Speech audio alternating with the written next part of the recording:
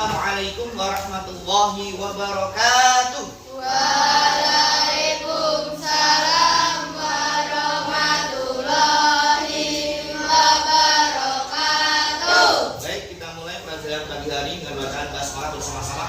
Bismillahirrahmanirrahim.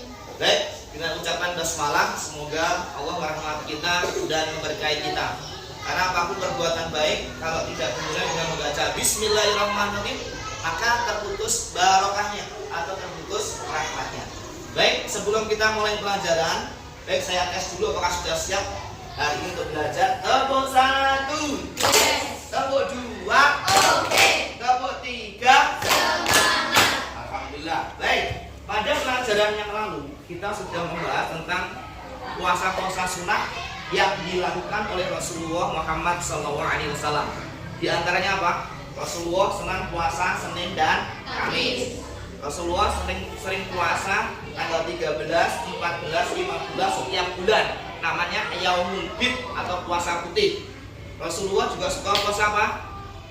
Arafah, puasa Syawal, puasa Asyura. Itu diantaranya pelajaran yang lalu yang sudah kita pelajari bersama-sama, yaitu apa? Puasa-puasa sunnah yang dilakukan oleh Rasulullah Muhammad SAW.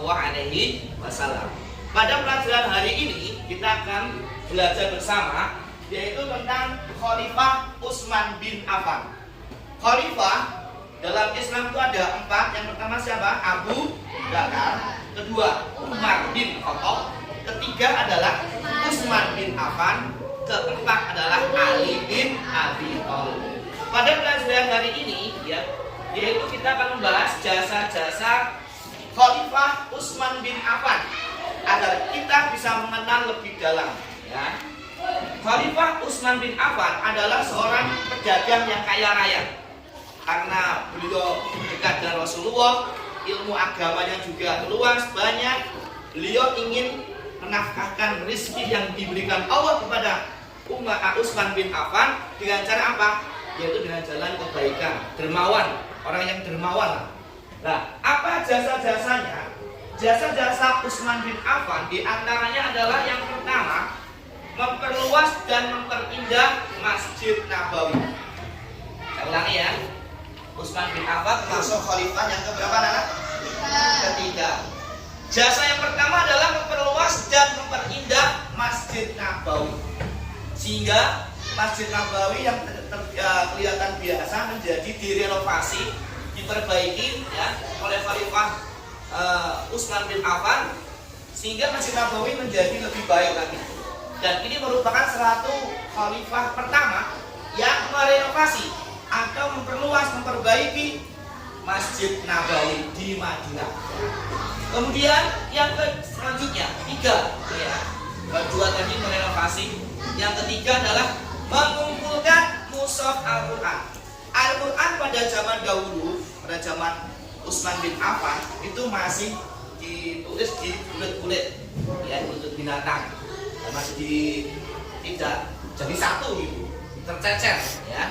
Kemudian banyak penghafal Quran yang meninggal dunia di perang, sehingga ada usulan dari Khalifah Utsman bin Affan punya usulan yang mana ini akan menguntungkan banyak umat Islam, yaitu apa? Mengumpulkan Al-Quran menjadi satu, tidak tercecer di mana-mana, sehingga suatu saat nanti bila Khalifah berikutnya, Khalifah Ali bin Abi Thalib, dan setelahnya Ali bin Abi Thalib dan seluruh umat Islam bisa memanfaatkan Al-Quran, karena Al-Quran terkumpul jadi satu.